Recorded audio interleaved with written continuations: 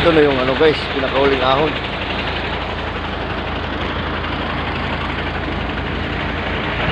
Yan.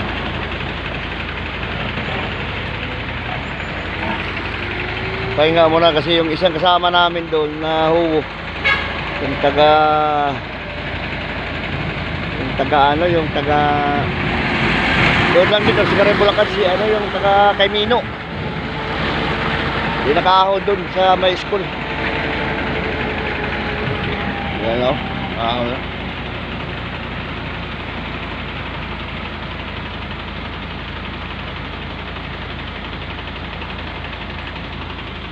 Ahon na si Daman dito ngayon.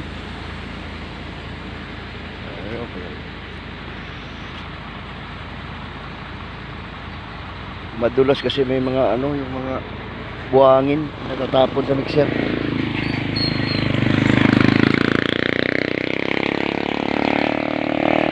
Nasa kabukiran mga guys.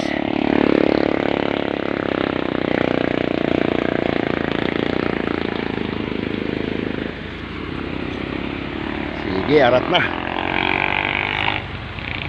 Ahon na.